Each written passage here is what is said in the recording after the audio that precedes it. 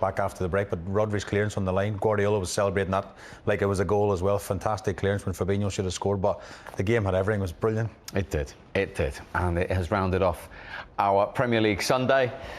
And of course our Premier League weekend before we head into the international break. That began in the northwest in Manchester with Everton getting a point against Manchester United, of course. Norwich getting their first point of the season. Chelsea returning to winning ways. A first win of the campaign for Leeds as well. Back-to-back wins for Wolves, and 10 points out of 12 now for Arsenal. They got a 0-0 draw at Brighton. Earlier on today, Leicester let a 2-goal lead slip, 2-2 at Palace. Huge result for Spurs after 3 straight defeats, beating Aston Villa by 2-1. Real drama at the London Stadium. A late 94th minute winner for Brentford. They've done it again. 3 wins in the Premier League for the new boys. And what can you say about that 2-2 draw? It was sensational at Anfield between Liverpool and Manchester City. So the table, as we head into the international break, shows Chelsea at the top. But look at those familiar 4 names in the top 4 and look at them separated by only 2 points. Chelsea 1 clear of Liverpool, who are 1 clear of City and United, and also on their coattails, level on points on 14, are Everton and Brighton right in the top 6. And Brentford, courtesy of that late minute winner, have gone up into the top 7, 12 points from their first 7 Premier League games. As I say, Norwich got their first point on the board, but Norwich, Newcastle, Burnley and Southampton, 4 teams still to win this season, and Burnley and Newcastle are with Norwich currently in the drop zone. Phil, what a game. Do you have to get your breath after that? Yeah, you know, it's very difficult to come here with the fans.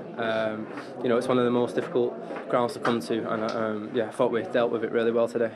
What was the game like in terms of the way it seesawed?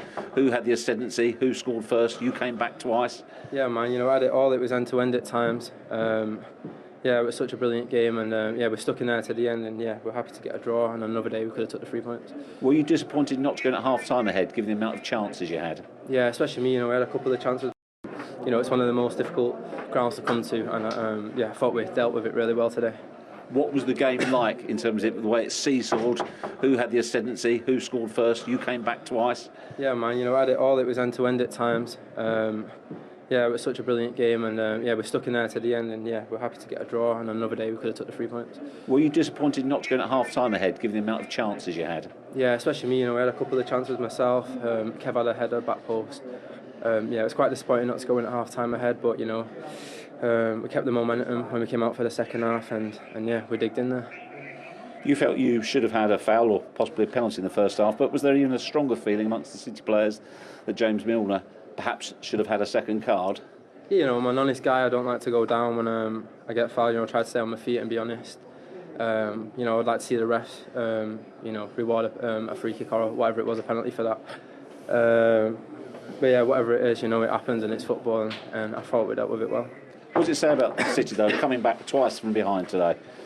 Yeah, it shows our character, you know. We've not won here a lot. And yeah, we showed our character when we went behind, just carried on playing our football. We didn't look bothered, and yeah, we played really well today. Tell us about the goal. Did it need unerring accuracy? There was only a small gap for you. Yeah, you know, there was a lot of room to put it across goal. But yeah, I thought I'd just put my laces through it and hope for the best, and yeah, I was happy to see it going back of the net. Great stuff, well done, Phil. Thanks. 3 Premier League games he's played for Manchester City against Liverpool. He's now scored in each and every one of them. He talked about the intensity and the atmosphere. Let's see what it was like, because the former Liverpool great John Barnes was there for us at Anfield watching it. I mean, it was brilliant from a distance. John, what was it like being in the stadium to watch that second half in particular? It was fantastic, and particularly from a Liverpool perspective, the second half, because the first half and the last 20 minutes we were hanging on. City were by far the better team. Second half we were much more intense, determined. We pressed higher up the field, we won the ball, we had some possession, and of course Mo Salah scored a goal worthy of winning any game, but it probably would have been a bit harsh on City had we won, because that's the best I've seen City play this year.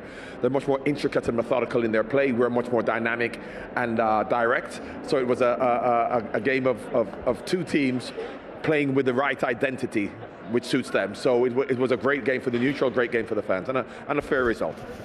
John, it's Michael.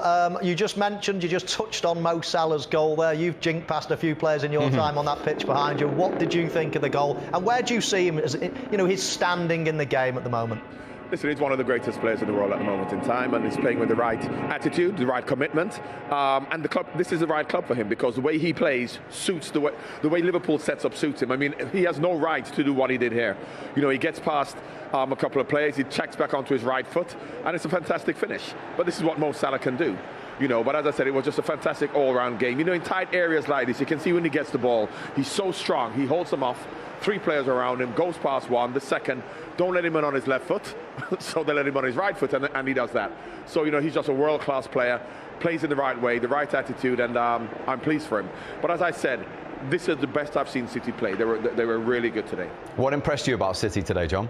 With their composure, because Liverpool like to press high, they like to press hard, and it's difficult to play out from the back or play the game that City played when you played with against a team like Liverpool, who really put you under a lot of pressure. But they played through the lines, they played with composure, they got into good positions. Fantastic. That's the best I've seen them play. And of course, there's somebody standing to my left now who probably one of the best players in the world. And I think he's going to come in, Kevin De Bruyne, who had a fantastic game. Brilliant, John. Thank you very much indeed for now. The intensity of City, that's interesting. John says the best they've played this season. Yeah, I think that's, we said already about the intensity that both sets of players. I think we can't really single out a single player today.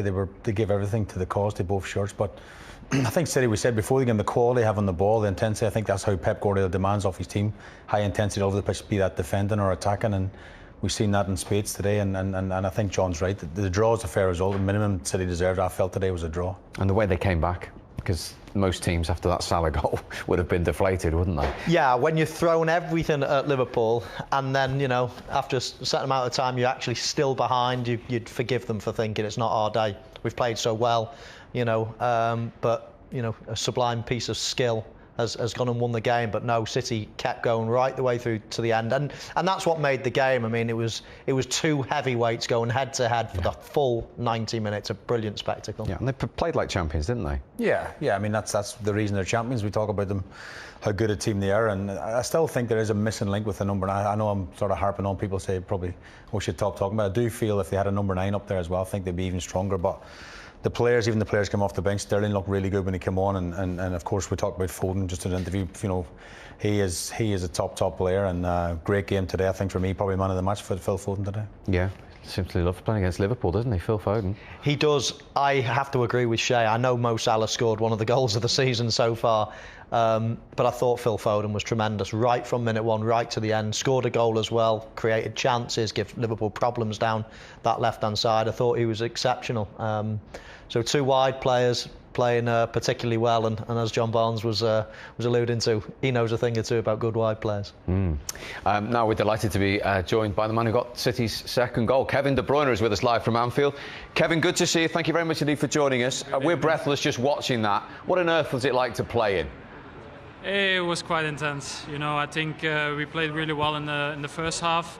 In the second half, I think Liverpool found a better way to press us. But I think the way we reacted to the 2 goals was brilliant, and you know, in the end the intensity was high. But I think the way we played here in Anfield with that crowd, I think we should be pleased. Unfortunately, we didn't win, but it was a good performance. But you did come back, as Michael says, after a lot of teams would have been deflated, and your goal at the Kop end must have been a sweet one. Yeah, it's a little bit lucky, but you know, we will take it. But I think after the goals, we kept under pressure and we were trying to get forward, and you know, luckily the goal went in, and you know, unfortunately in the end we didn't really find the way. But I think we should be proud with the performance. When this hits the back of the net, what's the adrenaline rush like as a visiting player at Anfield in front of the Kop here? I was just happy that we scored. And that was it, you know.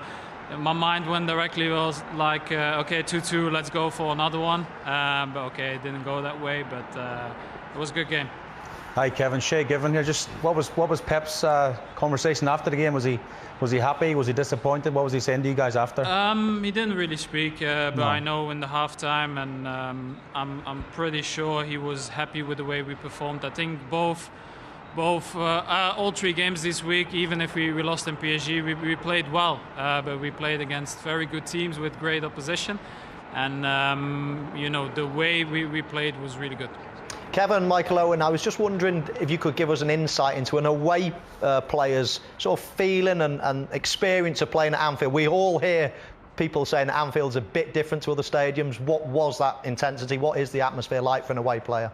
Well, I think the first half we did really well to keep them quiet. Obviously, when they scored the 1-0 and the 2-1, it was really loud. But I think the way we reacted was good. You know, it can be a little bit daunting, but I think we are used to playing against the big teams for the big trophies. So every team has a big audience. And maybe it's a little bit different after what happened last year, playing with no crowds. But I can only look at the reaction of the players, and that was good. So I like to play in this intensity. I was just about to say, these are the games every play in, because you two have obviously won the title in each of the last 4 seasons. You've been the 2 top teams. When you go head-to-head, you never disappoint. Yeah, I think everybody wants to see these games, and I think whatever happens, whoever wins these games, the intensity, the football is from high quality, I think. And you know, I think even for neutrals it was a good game. So I think we had a hard schedule this month, but we did well, and now we have to go on and do the same. It's been some week for you, hasn't it? It was. Thanks very much indeed for joining us. Well done today. Thank you. Thanks, Kevin. Thank you. Kevin De Bruyne, live for you at Anfield at the end of that incredible game. And let's just go back to the start of the second half, because the deadlock was broken, it seems like a long time ago, by another brilliant team goal here from Sadio Mane. Oh, it was a brilliant goal. Yeah, I mean, 0-0 at half-time, you think, oh, is it going to flatter to deceive? Even though it was a good game, and then it sprung into life. Normally takes a goal to make a game really explode, and this was it. I mean, you just pick up Sadio Mane here. He's just waiting and waiting on the shoulder, waiting to make that run, and he runs across the face of Diaz. He's got all the momentum. You can see Diaz checking where he is, but it doesn't matter. When you've got the momentum and you're running across to stay onside, then it's very difficult to defend. Mo Salah times his pass to perfection. The run is timed to perfection. But Shea, a little bit left to be decided on the defending. I just think as a goalkeeper, Cancelo, we talked before the game about small margins, small mistakes, and he probably thinks on the half-field line that's not a small mistake, but 3 or 4 seconds later it's in the back of your net. It's really poor defending. He's got square on to Mo Salah. He does brilliant, of course, and it's a fantastic finish, but from a goalkeeping point of view, you'd be really disappointed your defender there. That was Mane's first touch in the Manchester City box, and that wasn't a straightforward finish either, was it? No, I mean, he whenever you're doing something quick, Steve, it's harder. And of course, he's made the perfect run, taken a touch, and slid it past one of the best goalkeepers in the world. Not easy. He found the corner nicely as well. And I often say, you know, it's not. People just say, oh, you got to hit the target, and that's it. You know, you've got to find tiny little gaps. When I used to run on against him, you know, they look like giants. You see a tiny little gap in the corner here or there, and you've got to find those gaps. This is the Premier League. This is against Manchester City. Top class centre forward play that from Sadio Mane. Talking of top class finishing, Foden's goal at the Kop end. Yeah, it was a special goal. I mean, Jesus does brilliant for the goal as well. I think you'll see him pick it up. He prefers the right side, playing right side now, Jesus, but he's cut in from the right side here. Does brilliant. Takes 2 or 3 players out of the game, and then a bit of calmness. They find Foden. You know, Foden just holds the position, and it's the perfect way to pass. And then when you see the angle from behind the goal, Steve, there's very, very little to hit, and he hits it. Yeah, I mean, it is the pace of the pass here from Jesus. I mean, he almost takes James Milner out of the game with the pace of the pass.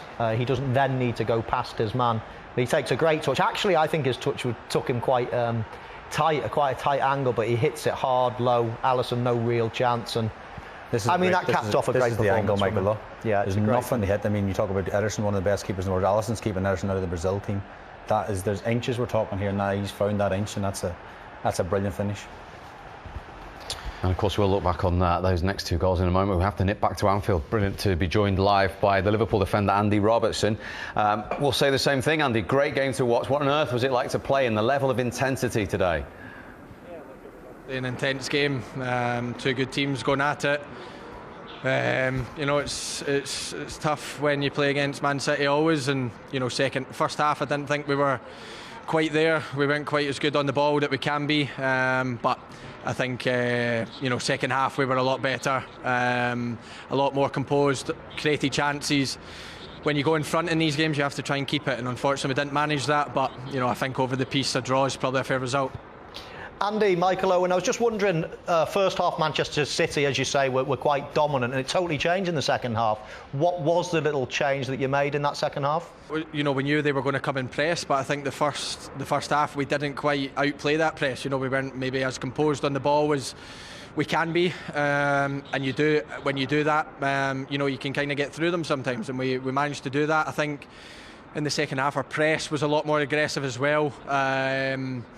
You know, when you do that and you win the ball back in dangerous areas, we won a couple of free kicks high up, we won the ball back a couple of times and countered, you know, their counter-attack, which makes a huge difference. And I think that's where the kind of goals come from. And, you know, when that happens, you put them under pressure. No team likes being put under pressure. So I think second half, that was the difference. And that's why we were probably closer to them in the second half. Andy, Shay Given here, just from my Man City head on, do you think James was a bit lucky, James Milner, to stay on the pitch? Because Guardiola was going mental on the sidelines. I don't know if he was near you, I think, at that time. Nah, not a booking for me, Shay. My God, it's like, it's one of, for me, you know, honestly, obviously Millie got booked in the first half, but it's one of the games that, you know, I think the ref, you know, done well in terms of the whole game. I think tackles went, you know, he kind of let tackles go without bookings in either team. But of course, when somebody is on a booking, it gets heightened. But you know, for us, I think that was his first tackle after the booking, and maybe I'm a wee bit old school in that I don't think every tackle should be a booking. But of course, I'm going to say that. I can maybe see why they're annoyed, but you know, for us, I don't think it was a second booking. And then obviously, you know, we kind of react on that because I think Millie was definitely on his last warning at that point, and then, you know, we could manage to bring Joe Gomez on. And you were right behind that Mo Salah goal. I mean, we keep having conversations about Mo Salah, Andy, and you see him day in, day out. Where is he for you in world football right now when you see him do something like that today in a fixture like that? Look, he's right up there for me. I still think he's, you know, incredibly underrated in terms of the way people speak about him. The goal is something out of the top drawer. You know, it's just a shame that it wasn't the winning goal, because it certainly deserved it. In a high game full of quality, two teams full of really good players, for somebody to pop up with that, it really is sensational. And Mo's an incredible pro, you know, he's an incredible footballer, an incredible person, and off the pitch he works so hard to keep fit, to stay, you know, in the shape that he is, to put everything into his game and to improve. And you know, he's getting better and better every season, but that goal was, I think, right up there with his best for Liverpool. And for him to keep producing season after season, it's incredible, his consistency, and long may that continue. But, you know, like I said, it's just a shame for us that it wasn't the winning goal. Indeed, but what about the atmosphere at that point inside Anfield for a game where you're going head-to-head again with the only other team to win the title in the last 4 years? You know, last season, I think every team missed their fans, you know, no more than us. You know, at Anfield it can be an incredible atmosphere, and you know, the noise that was made throughout the game. But you know, obviously when that goal went in, I think it heightened. I think everyone was in shock. But you know, like I said, I just wish it was a winning goal, but we didn't quite manage to hold on, and that's a disappointment from our point of view. But look, the fans always stay with us. They're incredible, especially here away from home. You know, our away end's always packed, and you know, we never ever take that for granted. It's incredible the support you receive from this club, and that's what gives us an extra yard. And today they stuck with us during a tough first half, and second half they pushed us on. And you know, like I said, it's been great to get the win for them, but you know, there'll be hopefully a lot more good days and nights here, and you know, we'll need them this whole season. Indeed, I understand that. And just finally, sometimes when you're playing against your rivals, is it important in these games, particularly at home, not to lose it with the fine margins later on in the season? Yeah, look, you know, there's that many people in the race just now, but of course, you know, usually if you finish above Man City, you're doing not too bad, and you know, at the last standing. So, you know, when you play against them, we always go into games, especially at Anfield, to win. We want to stay on top, and you know, when you do get the lead in these games, we probably needed to see out the game a wee bit better. But like you said, it's important. If you don't win, then it's so important not to lose. You know, you don't want them gaining any ground, and by, you know, kind of making it honours even, you do that. So it's important now we try and kick on. You know, it's been a start where everyone's there, here and there. It's always kind of like that the first 7-8 games, and now it's going into a point where, you know, you get a run of games, and when you do that, it's important that you're consistent, you keep picking up points, and then it starts opening up a wee bit. Great to talk to you again, Andy. Really appreciate it. Thank you very much, guys. Thank you. Cheers, guys. Thank you. Andy Robertson live for you.